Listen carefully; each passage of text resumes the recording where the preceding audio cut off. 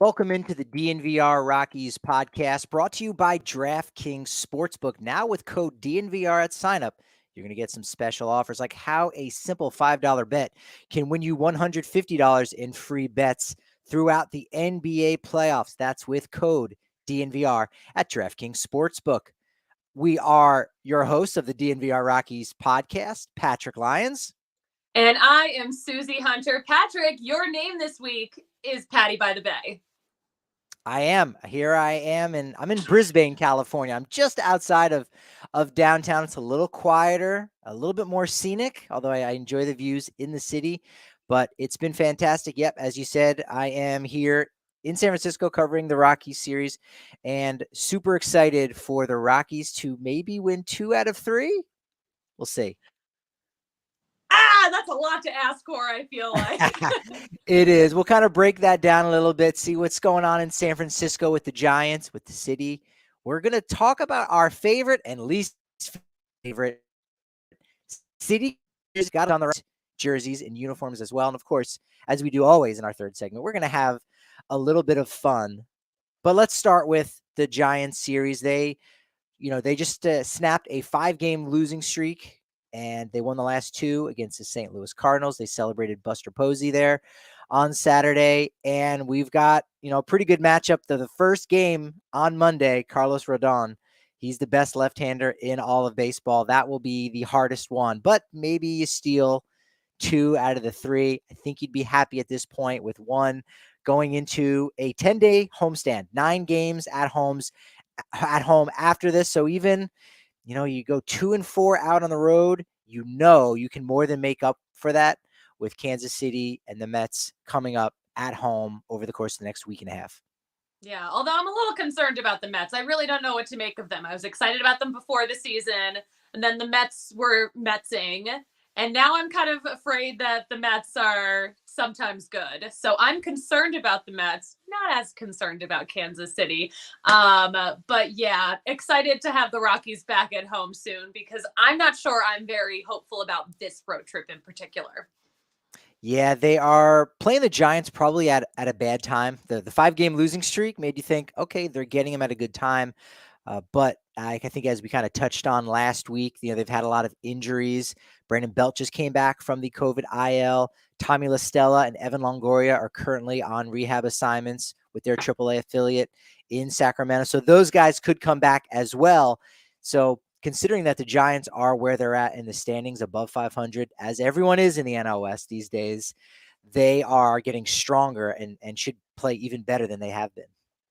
They're only becoming more powerful. But yeah, it is still so crazy to me that every single team in the NL West is above 500. Who would have thought the wild, wild West? Yeah, I don't know if the first week of the season getting wiped away altered the schedule. So I don't know if the D-backs have played a lot of games in the NL West because that was the idea, right? All the teams are going to beat up on the D-backs a little bit. Certain fan bases probably thought we're going to beat up on the Rockies a little bit. And neither of those things have really, been the case. And for the Rockies, they've only had a series against the Dodgers and a series against the Diamondbacks. That's it. It seems like they're not going to play the Padres until July, August. Like when are they still in the same division as the Padres? When are those games happening? Allegedly, but also remember, the Diamondbacks won a series against the Dodgers too. So, we've gotten the Dodgers are Metsing a little bit. No, they're not, but it's just funny that the two, butts of the joke in the NL West did well against the Dodgers. So that also helps with that everyone above 500.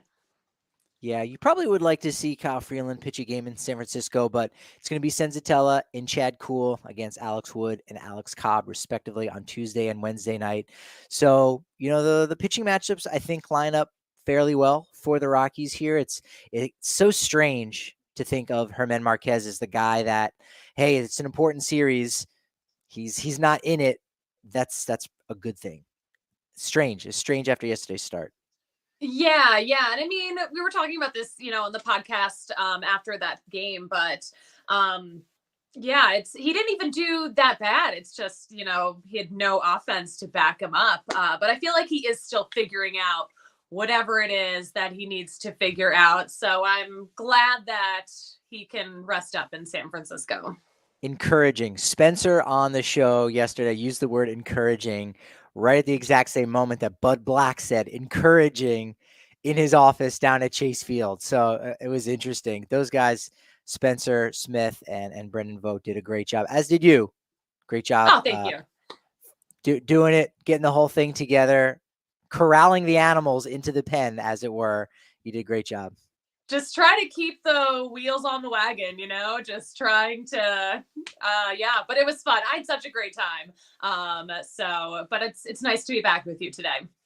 Yeah. A couple things about the Giants. Here's what we know about them. They don't give up home runs. Lowest in MLB by actually they might even be second now. The Dodgers, I think, just went past them, but basically they give up on average of 2 homers every 3 games. So less than 1 per game. Homers are going to be a commodity. We've heard CJ Cron go out and talk about how the balls are a little bit deader, but to a guy who hits 450-foot shots, that doesn't really impact CJ Cron at all. So it'll be interesting to see if he's a guy that gets it done in series over the next 3 days. Oh, I think you were lagging a little bit. You got to check that hotel Wi-Fi, Patrick. I think it is encouraging that the Giants bullpen might be a little tired. They have the most innings pitched behind Tampa Bay, Cincinnati, and Pittsburgh. So that bullpen has put in a lot of work. Yeah, and Cincinnati and Pittsburgh, we know, not very good. And Tampa Bay, well, they are an outlier, and they've got all kinds of weird, strange ways of going about their business. Nearly threw a no-hitter with all relievers, earlier this year. So them using up a lot of innings is a little bit different. So you're right. The Giants bullpen is a little bit taxed. You're going to have to get into that maybe to make some difference. That's what happened in Arizona. Like, it wasn't until the starters were out where you go, okay, now let's see what the Rockies are going to be able to do. So it could be very similar here in San Francisco. Yeah, that Battle of the Bullpen tweet we put out did not age well, did it? No, did not. No. Did not.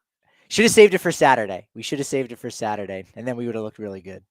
And then we would have looked fantastic. But instead we chose to look terrible. We did. PHNX, they need that a lot more, I think, than we do over here at DNVR Rockies. Man, talk about not looking good.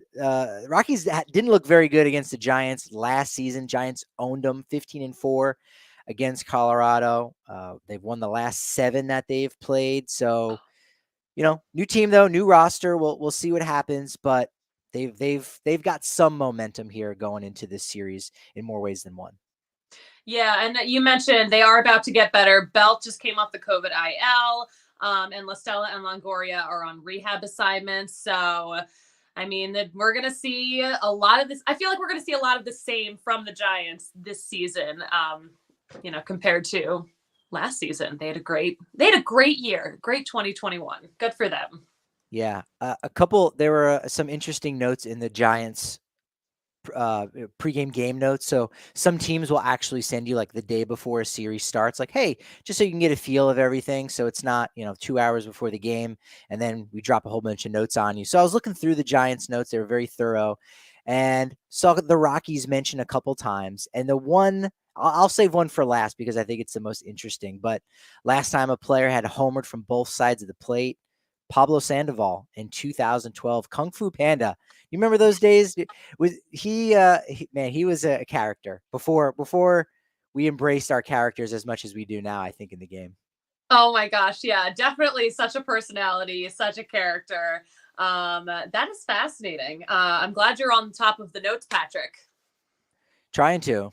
This one I didn't like, and I think a lot of Rockies fans will remember because last year it just will stick with us. I think it was a 5-hit game. The last one the Giants have ever had was last year, or actually it was 2 years ago during the pandemic, September 1st, Alex Dickerson. And it came off the heels, I think, of a bunch of amazing Will Myers performances. And it just felt like there's always that one guy that ends up destroying. I think he did that throughout the entire series, but Alex Dickerson was lights out in that game. And baseball had just come back. It was still in the middle of the pandemic in so many ways. And so that Alex Dickerson 5-hit game, that was a disappointing one. But the cool one, and I know you like this fact a lot, was the last time that the Rockies, or rather the Giants, were shut out in back-to-back complete games, or not shut out, just had complete game wins against them.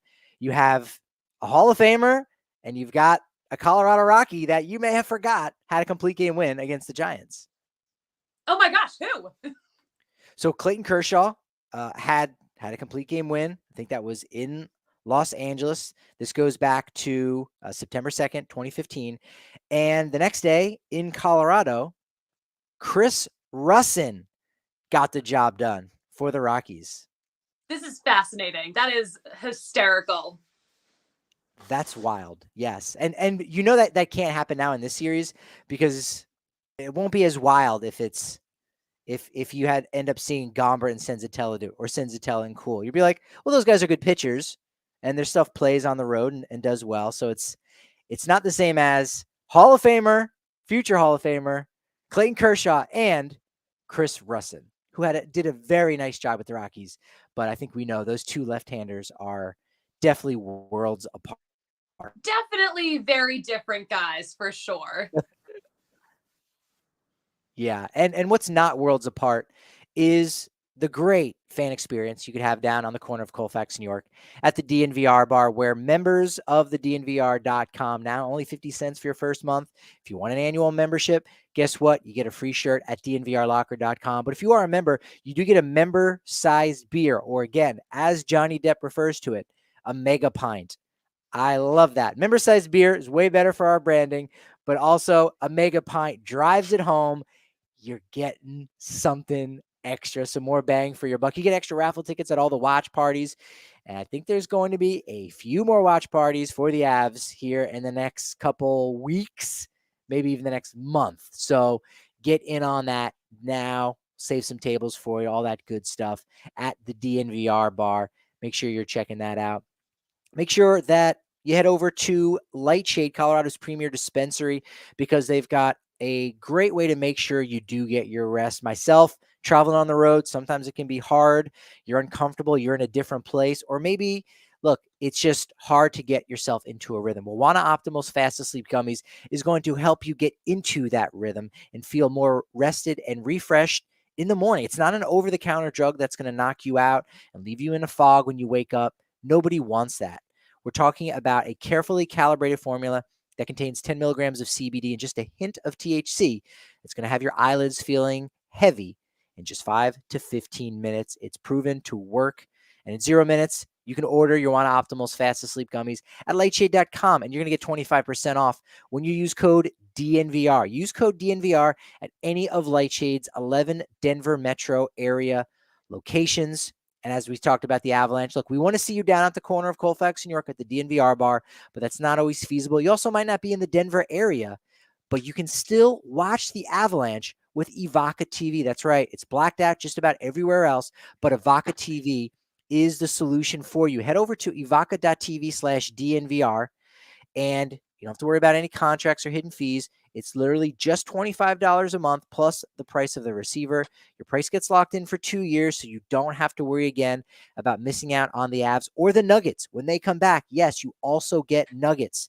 Nugs, Avs, Rapids, Mammoth, CSU, Rams, Denver Pioneers, and you also get the Colorado Rockies. So here we're talking about Nuggets season ended. Congratulations to Nikola Jokic, back-to-back MVP awards. We're talking about the Avs still have a couple weeks, maybe a month left. Then what? Well, then you've got the Colorado Rockies each and every night on Evoca TV. It's evoca.tv/DNVR.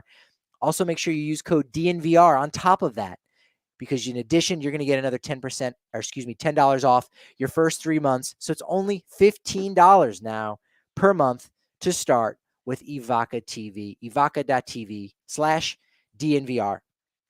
Let's freaking go. Let's watch those Rockies.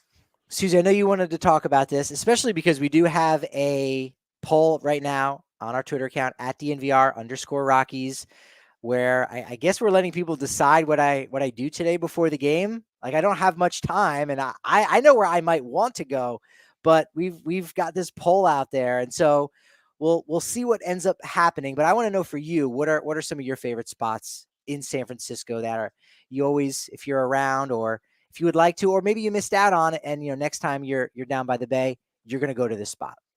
Yeah. So I was just in San Francisco at in August of last season. Had a great time. I was on my road trip, but my family flew out to San Francisco because they wanted to join in at one of the ballparks they wanted to see. So of course, Oracle Park is awesome. The one thing I wanted to do, I wanted to get a kayak and catch balls. But I was only there for night games and it's cold at night. So I did not get the opportunity to do that. The schedule did not allow for it. But yeah, we do have a poll up right now with people putting in their input on what they think that you should see. And right now, Alcatraz is in the lead. I made 5 burner accounts to vote for a trendy coffee place, and it still has not moved the needle at all. It's done nothing, but you're right. Alcatraz does seem to be the one. I don't know if I can get out on a boat necessarily to get out there in time, but I can certainly get as close as I can down on Fisherman's Wharf and get a good look. Hopefully there's not too much fog going on there. Get a good look. Maybe talk to some of the locals, see what the vibe is down there. May have to catch up with Ty Block. I think he's taking a tour of Alcatraz. So there's all that there. Come on, trendy coffee people. Get those votes in now. There's absolutely no love for the Coit Tower whatsoever. I think it got like 1 vote maybe. So that's something to note. I did have some fantastic Chinese food when I was in San Francisco. It was one of the best meals of my life. That was gonna be the next question. The food, like I guess San Francisco has a pretty good reputation as far as food goes because there's a lot of really good cultures. I mean, anytime you're by the water, there's a lot more of selection, obviously, that you can tap into. But yeah, you got Chinese food, the Italian food, big Italian environment here in the area. I did have an Italian meal already. It was great. I did not realize that I think this is just an Italian culture thing. I'm not sure, but anchovies on the Caesar salad. I guess that's kind of common. Anchovy right? is in Caesar salad dressing. Yes, I think my mom told me that. I did not realize that was the case. But no, I had full-on strips of anchovies. I go, oh, what is this, like prosciutto? I had left, gone to the bathroom, came back. The tray was there. The plate was there. I'm like, oh, cool. All right. Maybe there's a little, this is prosciutto, gabagool. What are we talking about? And then I taste it. I'm like, this is really salty. Oh, it's anchovies? All right. I'm going to eat it. When in Rome. They didn't do that. The Jersey Italians don't do that? Probably, but I think they know most bland Americans don't really do that. So they probably don't include that at all. Really just the authentic places. We did go to a pretty authentic place in the Italian neighborhood right down the street from Joe DiMaggio Park in North Beach. So that was pretty neat on Sunday. But yeah, a ball went into the water on Sunday in McCovey Cove.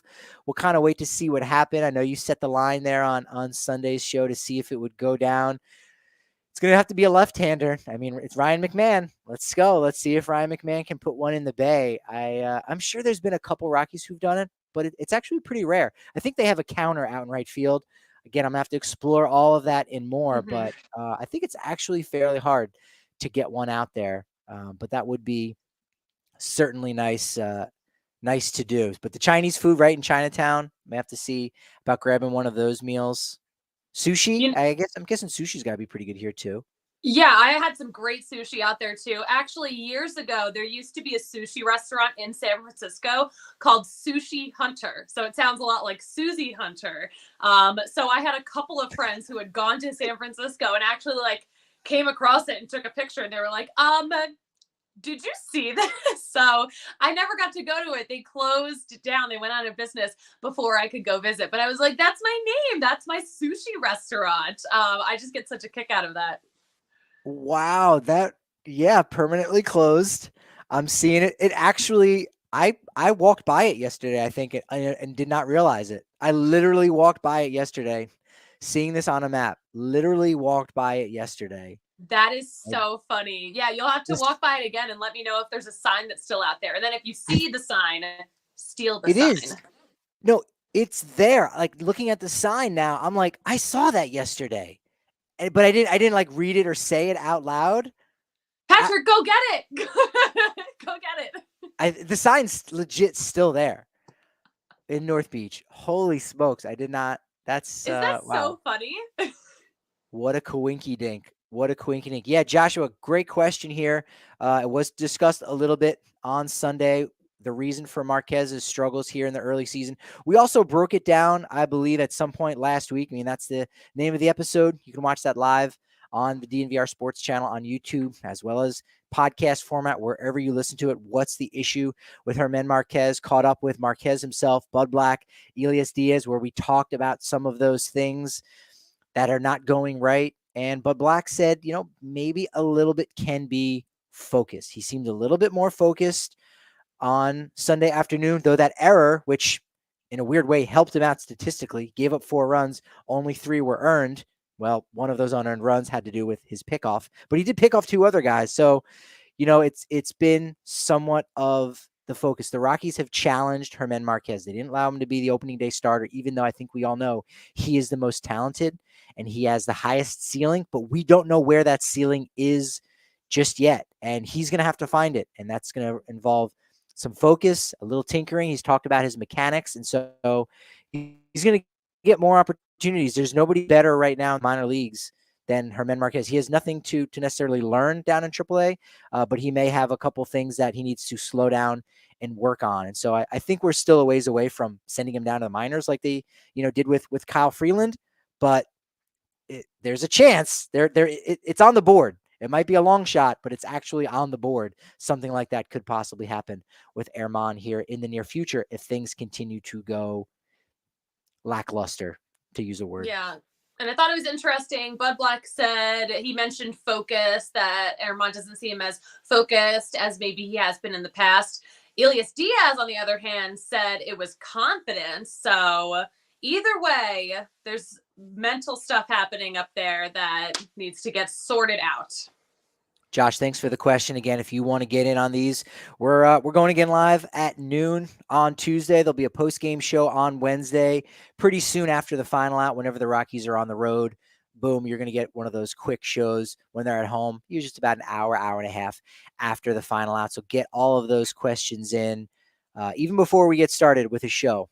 Get those bad boys going. All right, we've got our takes. We've got some hot takes here on some styles. Actually, we didn't talk about something about the Rockies because we did have more Rockies notes. There's a couple stylistic things. Randall Grichuk's new glasses. Yes. Randall Grichuk's new shades. You like those? I love that Grichuk is a glasses guy now. So he had LASIK surgery, I think about 10 years ago, maybe longer ago. And it's not unusual for your vision to regress a little bit years and years after you get that done.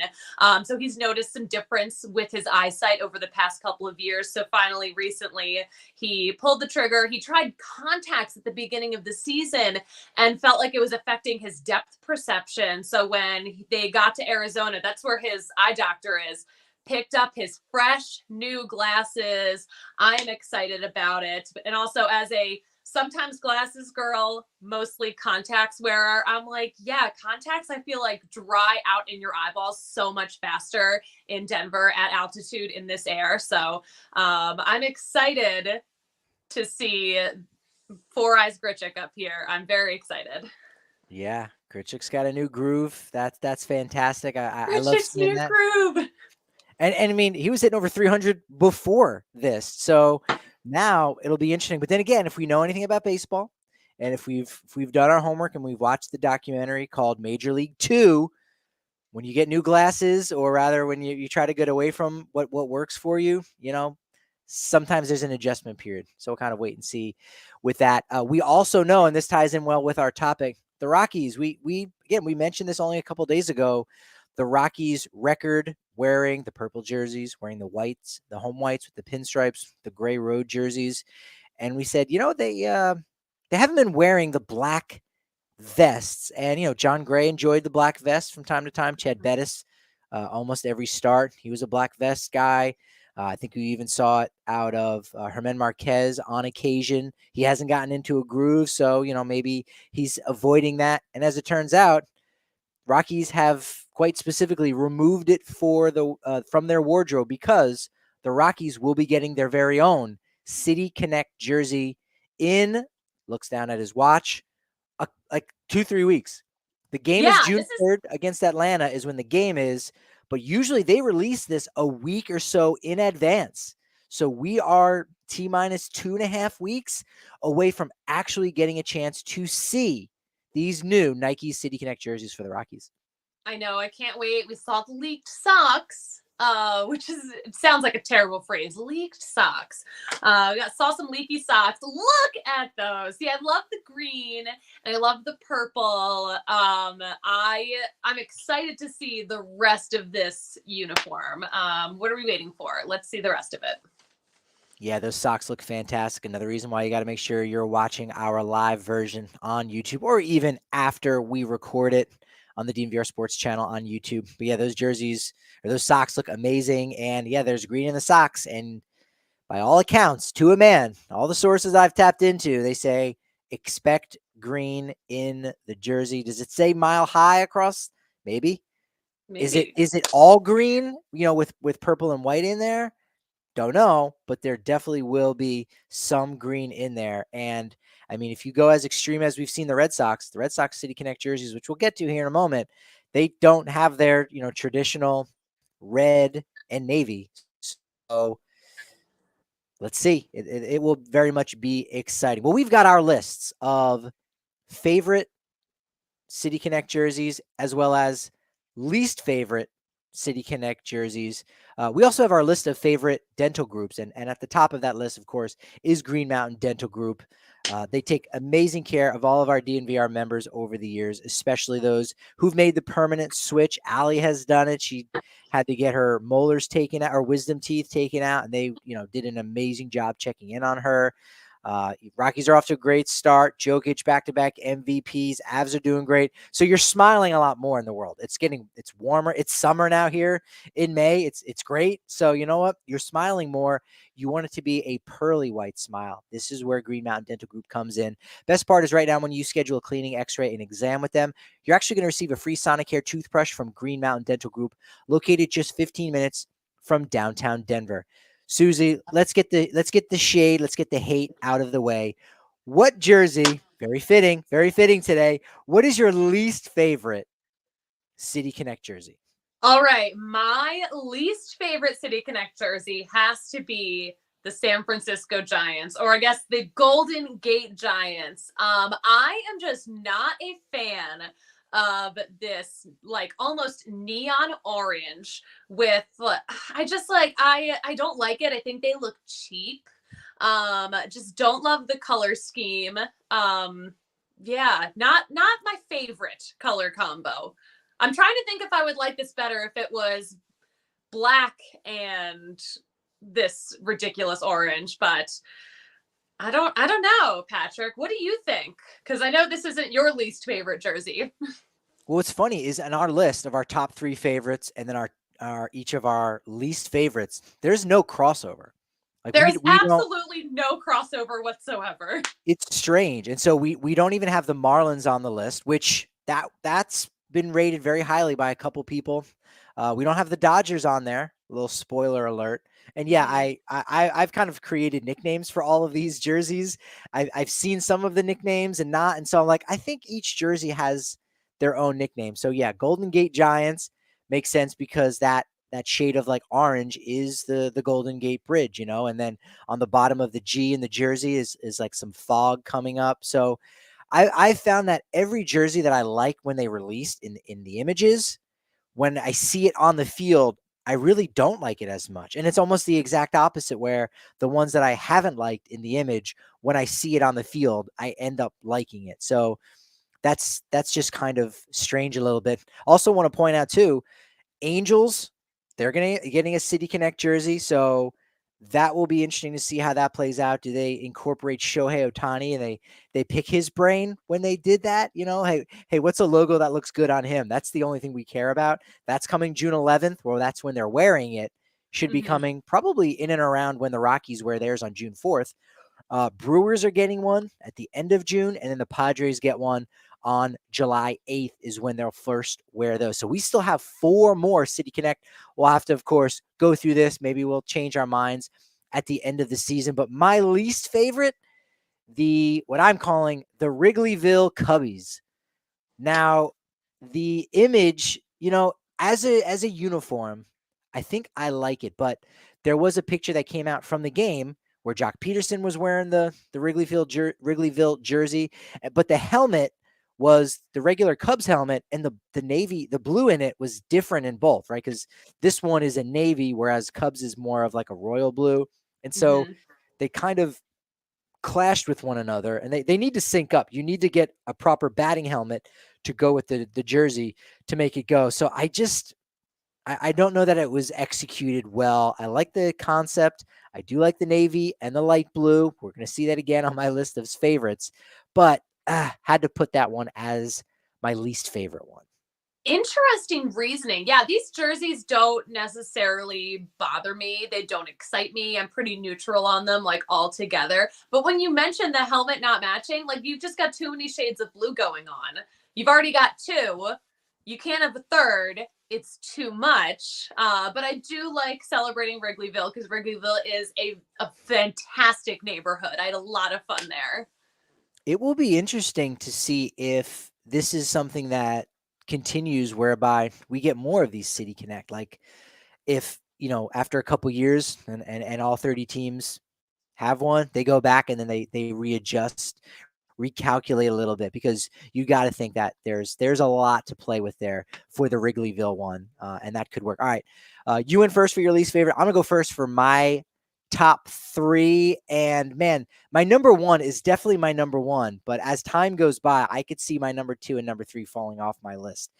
Number 3, I've got the Diamondbacks Serpientes, Los Serpientes, the sand-colored ones. Number 2, the new Kansas City Royals jerseys, call them the KC Fountains. And then number 1, the pajamas, the reverse prison uniforms, Southside Shy Sox, the Chicago White Sox. That's my 1, 2, and 3. I mean, the White Sox one is just amazing. It's fantastic. The Serpientes, I love the sand color in there. That looks, really great. And the new Royals ones look good. They didn't go with the navy pants. They went with the white pants. So I think that plays up. And I just love, again, once you realize that, those are water fountains, the K and the C, that font. Oof, I think that's really good. And that's the newest one that we've seen so far. How did I do? Yeah. What do you think, Suzie? You know what? I don't think you did bad at all. I love the White Sox City Connect jerseys. I think those guys look great in those jerseys. I love the black. I absolutely think you nailed it with that top choice. I'm neutral on Los Serpientes. I like that. We've stuck with D-backs, or we stuck with, the snake theme, but, we're doing something in Spanish. It's very reminiscent of the Copa that the Copa de la minor league teams do. Fun Cup. There it is. Yeah, I'm like, I don't remember the rest of the words. I am terrible with Spanish. Yeah, and I've been kind of neutral on the Kansas City ones too, but like the more I've thought about the fountain and the font and all of that, I'm like, all right, it's growing on me. But other than that, it is a little dull to me. But Sure. A good job overall. I don't have any strong disagreements there. It's interesting because the White Sox one is extreme, and I think that grabs your eye right away. Whereas KC, you're like, all right, it's navy, light blue, but the details are kind of what pumps it up. And I think we're going to see those details on your list of favorites, because you go, wait a minute, that looks similar maybe to the regular uniform, but the details, the devil's in those bad boys. So Go ahead. I think we're ready to unveil your top 3. Here we go. All right. So my number 3, the Space City Astros. I love these jerseys. I love the retro feel. I love the font. I love the coloring. My number 2 are Boston's City Connect jerseys and that marathon tie into it. And my number 1, my favorite City Connect jersey, the cherry blossoms that the Nats are doing. I think these, oh yeah, here we go. All right. If you're watching the video, you see it here. But yeah, I just absolutely love the retro feel to the Astro City Connect jersey. I love that coloring. I almost wish they went a little more extreme, like with those jerseys they had many years ago that were so colorful. Yeah. Like I just love that. But I think these are so cool. And I know you, Patrick, seem to take issue with my choice of Boston, and I want you to air that grievance. All right. Well, to be fair, initially, I think Boston may have been like the first one. Maybe they were. Do you remember the details? Maybe they released like 2 or 3 right away from the get go, and if not, maybe Boston was the first one. Boston actually may have been the first one, and if not, it was very early on. But if my gut is speaking to me correctly, it might have been the first one, and I know it got a lot of attention on social media. Yeah, and so I'm thinking City Connect is just, hey, give me what I'm used to, but better or different. And it was like, no, totally. So now that you see everything, you go, okay, some teams kept the same colors, other teams kind of went away. It's so extreme. It's just not Red Sox. It's a whole other thing. But over time and seeing the other City Connects and going, all right, well, Wrigleyville, hey, you're navy instead of like a royal blue. It just says Wrigleyville on it. I'm willing to kind of go back a little bit, take a couple steps back. It's still different. It's still a little bit extreme, but I think it plays well on television. That's the other piece too, is that's where you look at the Washington Nationals ones, right? I forget what I called those. The DC cherry blossoms. You know what I mean? Those are WSH cherry blossoms. We'll get to that in a second, but continue your thought. It's my nickname. But when I first saw that was almost like a perfect uniform. Then I saw it on television, and it's just muted. It just looks like an away uniform. So it's almost like that. My favorite jerseys are the ones you go, oh yeah, I'm gonna wear that out to the club. You can tell. You can tell, A, I don't have a lot of style, and B, I don't go to the club. But boom, it looks great there. But then on the field, not as good. So I certainly wouldn't wear a Red Sox thing just ever in general. But on the field, it looks really good. Again, obviously love all the Boston Marathon stuff as a runner myself. That's pretty cool. So that has grown on me. And I think, again, once you get the full picture, once we get all 30 teams, that could change. You know, a team that right now might be, 10th on our depth list, right, on our depth chart of favorites, could end up staying 10 based on the next 20 that get going. So appreciate that, Spence, with the big shout out. Nice. Hey, I will say, so I think the Boston Marathon, Boston City Connect jerseys are the most extreme ones out of any of the teams thus far. I don't necessarily like that color scheme. I think it's a little too neon. And I don't think that shade of yellow is doing Trevor Story any favors. That's not a flattering color for him. Have you heard some things about that? Have you heard, is there some gossip maybe? But we'll get to that in a second. No, there's no gossip on Trevor's Story. That hasn't already been hashed out. But I do love, so I don't love the color scheme itself.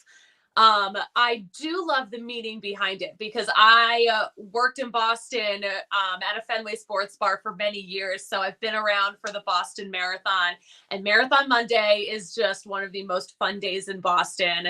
And then, of course, that day took on a whole new meaning after the Boston Marathon bombings. So I love that that can be celebrated and honored in those jerseys. So that's why I like them. I like the meaning behind it. And I think the least extreme jersey is probably the Cherry Blossom Nats jersey. My one grievance with this is the WSH, because that is not an abbreviation that is used anywhere for Washington, D.C. Nowhere. So I don't get that, but I think the Cherry Blossoms are beautiful. The hats are fire. So I like those jerseys a lot. Yeah. Suzie, you might not know this. You we talked about this just before the show went off. We were going to go ahead and launch there in the capital, the nation's capital. We're going to be called WSH. We're partnering with Nike and MLB. You know, we don't like vowels. We were going to get a branch going. And I think, you know, those were our softball uniforms. And ultimately, when we pulled the plug, we did not launch a DNVR All City Media in Washington, D.C. I think MLB decided, hey, you know what, Nike, don't throw those out. Don't throw out those softball unis. We'll go ahead. So that's not the true story at all. But you know what? We'll pretend. Appreciate it, Carney. Yeah, the Miami ones are resoundingly a favorite. I'd like to see them more. Again, it's also this thing for me, as you mentioned, Suzie. You think of a team, you think of what they look like, and then when you see them look totally different, you're like, whoa, this is just a crazy uniform. So it's almost hard to gauge it.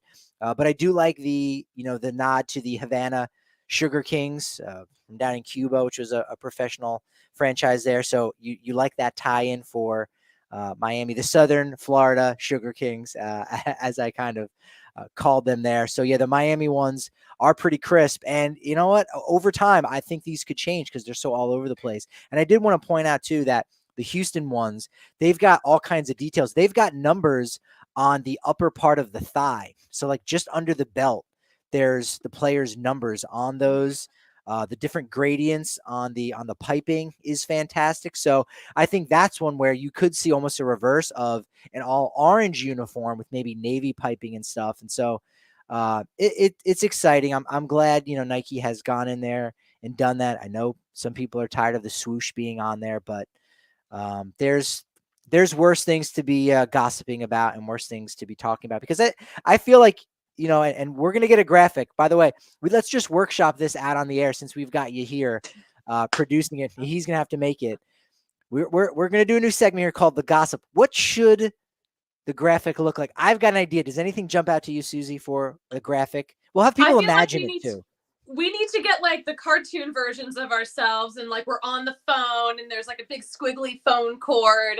That's what's speaking to me. I actually was at a thrift store a couple of weeks ago because I knew we wanted to do this segment at some point. I was like, I need to find some like big old phones that we can use for when we do this in the studio, because I love a prop. So that's what I'm picturing. What are you picturing?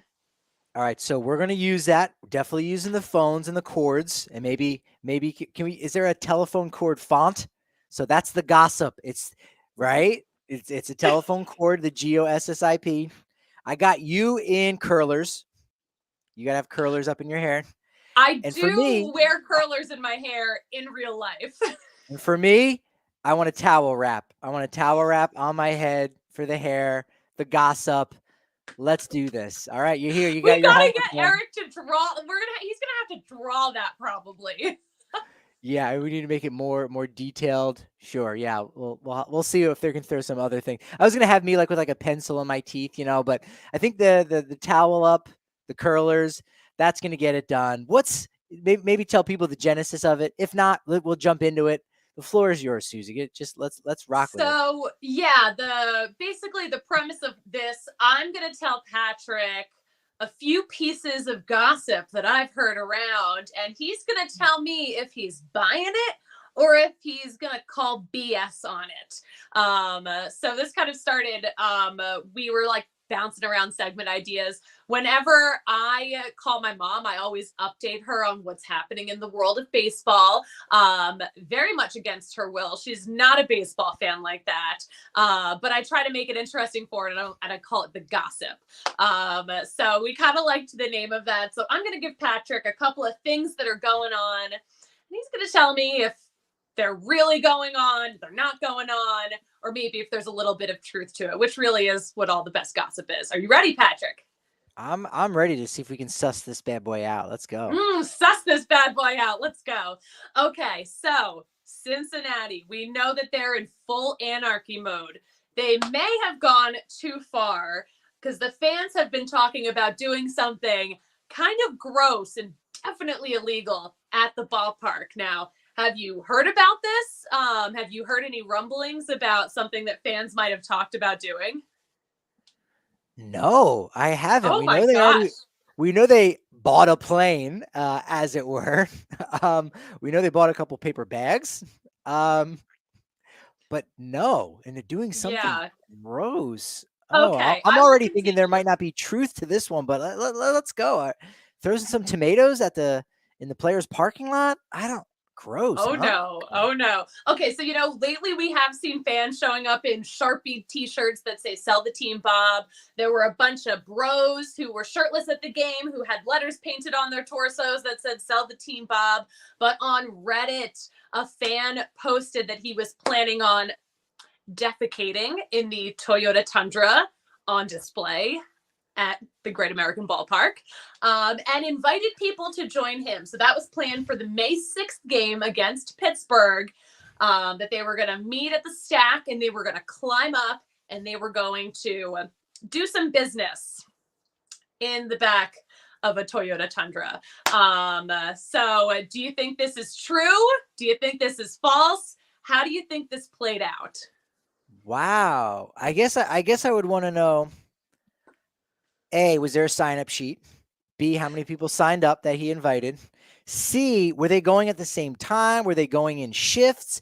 I do have a lot of questions. You may not have answers to it, but I did hear something like that did happen. I think there's a Toyota Tundra, at least one at Coors Field too. So thankfully the Rockies at 16-12, we don't have that. But I could see the fact that you said Reddit. I mean, it all go. Yeah, I'm gonna say it's legit. I'm gonna say this gossip is legit. This was a real, okay, yes and no. There was a real plan on Reddit for this. Someone really posed this question and invited people to join them. But this did not play out. God intervened. That game got rained out. So that May 6th game didn't happen. So we'll never know if this was really going to play out. But yeah, basically, Mother Nature was like, no, you are going too far. This is too much. So I don't know how I want to phrase this. So basically, Mother Nature stepped in and says, "Oh, you want to take a crap? Well, I'm going to piss on you." And there was no game. Wow. How perfect is that? There you go. There you go. I mean, after all of the billboards and the skywriting, maybe fans are starting to run out of ideas. Maybe they're running out of money. They're running out of their trolling budget. Or maybe they're saving up to buy the team. But that's the gossip in Cincinnati. Wow. All right. Toilet paper giveaway night is coming up soon. I'm thinking at Great American Ballpark. Red's No. branded TP. Oh, that was good. That was good. All right, we're gonna move on to our next order of business. So, a Giants fan at a Giants Dodgers game snags an almost stolen home run, and then that home run ball gets stolen from him. Any truth to this rumor? Wow. I mean, that seems feasible, but wow. Okay, that's interesting. We already know in Toronto, they're giving home run baseballs away. So that's what's going on up there north of the border. South here in America, stealing things. I could see that happening, but unless it was like Barry Bonds' home run, unless you're digging through the archives, right? Because we know there were those scrums. You remember all those videos when Bonds would hit a home run? And it would just be a swarm of people trying to get it because it's like, this is essentially $1 million and you're getting scratched, and there were all kinds of lawsuits. But does that still happen today? I'm going to say, as I'm going to hope for, I'm going to bet on humanity and say, no one stole this baseball, which is ultimately meaningless. Yeah, I'm going to say no. I'm going to hope no. I'm going to say it's Okay, BS. so there is some truth to this. There's a lot of truth to this, Really? actually. So, in this most recent Giants Dodgers series, a Giants fan caught a Mookie Betts home run, and then lost the ball afterwards. So, the way it all panned out, this Giants fan caught a Mookie Betts home run, and it kind of looked like he might have prevented Yastrzemski from robbing the home run. And the guy who caught it actually said, like, oh, I could feel his glove on my stomach. Like, that's how, but the ball was really high up. So I don't think he actually did. But in that moment, he kind of started freaking out because he was like, I just stole a home run that I would have liked to have been stolen from my opposing team. So he's actually afterwards, he was stressed. A Dodgers fan hugged him actually to comfort him. But in that moment of frustration, he threw his glove down on the ground. The ball rolled out of it, and then a Dodgers fan took it. So then he saw who took it. The Dodgers fan refused to give it back to him. So he had a home run. He caught a home run. It rolled away from him after throwing his glove on the ground in frustration. I feel like that's a theft. A Dodgers fan stole the ball from him and wouldn't give it back.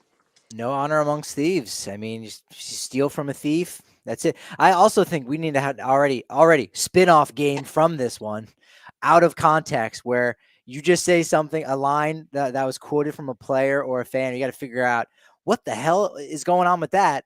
Quote unquote, I felt his glove on my belly. Like, I want you tell me that, I got to go, all right, how is this happening? All right, is the guy getting picked off? Like, what's going on? Wow, that's Patrick, a wild story. We do have a game like that called Say What? That's true. That is true. That is true. That's perfect. Wow. Okay. Interesting. Well, I'm glad there were no fisticuffs that went down on that. So that's there were positive. no fisticuffs, but he was very frustrated. There was a social media video posted by that guy who caught the ball, and he was just like, hopefully I catch another home run someday. Wow. Super frustrating. All right, are you ready for another piece of gossip, Patrick? So far, I mean, you're telling me the truth here. So I'm going to be hesitant to call BS on any of these. I'm ready. Let's go. All right, Patrick, did you hear the Braves are giving minor leaguers World Series rings? Oh, all right, you're trolling me here. That sounds good. I mean, first off, they should give World Series rings to everyone who was in the organization last year to kind of contribute to that. You say, well, if you didn't go to the major league camp and spring training, how did you contribute? Well, maybe you had a minor leaguer on your team that you helped out, who then made it to the majors, or you were probably teammates with one of those guys that Atlanta traded away to get Jock Peterson, Adam Duvall, Eddie Rosario, Jorge Soler, you name it. So you know what? You contributed in some way. I hope that this is also true. Okay, so yeah, kind of, not really. So last week in Rochester, which is, by the way, not a Braves affiliate, a Nationals affiliate, at the Red Wings game, relief pitcher Carl Edwards Jr. got his 2021 World Series ring. He got one out for the Braves last season and got a ring for it. And they gave it to him. Why in Rochester? Were they? Oh, is he with Gwinnett right now? So here's why. So last year, for this one out, he came up for one game. He gave up 3 runs. He got one out. He was DFA'd the next day. So now he is with the Nationals organization. But the Braves still made a point to make sure he got his ring, and he didn't even need to buy a $25,000 burger at Truist Park to get it. Jeez, I'm guessing they were probably playing the Gwinnett Stripers and that, and Rochester maybe wasn't coming down to Gwinnett, and also sometimes when you're one of those AAA players who has big league experience, you never know where you're going to be on one day to the next. So they were like, all right, hey, Rochester's home for 6 days. We're going to ship it up to you, and hopefully you get it by Sunday. We'll do a quick little thing, and then we're going to wipe our hands of it. So yeah. Oh, that's well, this nice. is also his like second World Series ring. He was part of the Cubs 2016. team that won the World Series, but right. he got his ring at a minor league baseball game. That's right. Yeah, he was on that 2016 club. Nice little fireballer. I think they got him in a trade from the Texas Rangers. Obscure information that's so unimportant. But yeah, all right. Speaking Wow, he's got two of the rings. Rangers, I have another piece of gossip for you, Patrick. Are you ready for it? Let's go. Here's a rumor I heard. John Gray is pitching at a Little League stadium this week. Ooh, okay. This makes no sense, but maybe there is some truth to it. Well, the Little League Classic isn't until August. So, okay, it's not happening this week. Were there any of MLB's 30 ballparks used for any as like a little league facility? I don't think so, because little league they don't have 90-foot base paths, so you can't kind of retrofit a stadium. I'm gonna have to call BS on this one. Yes and no. So no, but according to the Rangers, yes. Here's why. Maybe Okay. you've heard. Well, first of all, John Gray has come off the I've heard of IL. him. He's I making have his heard of him. second. He's making his second start since coming off the IL. But over the weekend with the Rangers at Yankee Stadium, Gleyber Torres hit a walk-off home run, and afterwards, Rangers manager Chris Woodward took a jab at that walk-off home run and called Yankee Stadium a little league ballpark. So that, of course, has just taken on a life of its own. But he said it was just such a small ballpark, and that's an easy out in 99% of ballparks. So I mentioned the comment took off. Aaron Boone had something to say about this. He said his math is wrong. 99% is impossible because there's only 30 ballparks. So, of course, Woodward backpedaled on these comments a little bit. He was like, listen, it was a joke. Yankee Stadium is a cathedral, but it's really just taken off. Michael Kay actually tweeted a selfie on Monday at Yankee Stadium with the caption, "What a day here in Williamsport." So Yankee Stadium, our new favorite Little League ballpark. I had not heard all those details. I did see that Chris Woodward had said that. I take more offense that he called Yankee Stadium a cathedral, because it's not. It's not. The previous one was a cathedral. This one is, I don't know. It's if baseball was inside of a Walmart. I mean, you can get everything there. It's great. It's nice. It's evocative of TV. No, it evokes the old Yankee Stadium.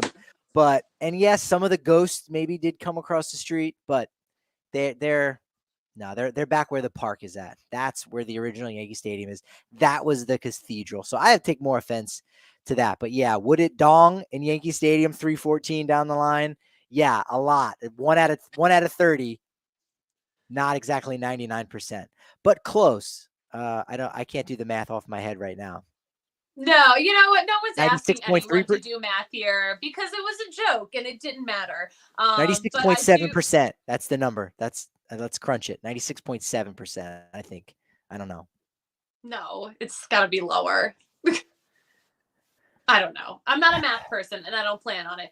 Okay, Patrick, I have one more little rumor.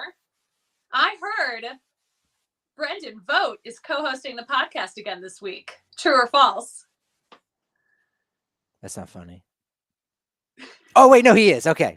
You got me scared. You got me nervous. I thought I was pulling up the United app. Did my flight get canceled? Are you guys stranding me here? Maybe we're launching some. I haven't heard anything about launching in San Francisco. So until that happens, I still need this gig. Yeah, that's going to be true. I hope so. I'm looking forward to that. Another Brendan Vogt edition of the DNVR Rockies post-game show. I know you'll be there for that. I'll be calling in. I'll still be down at the stadium before my flight.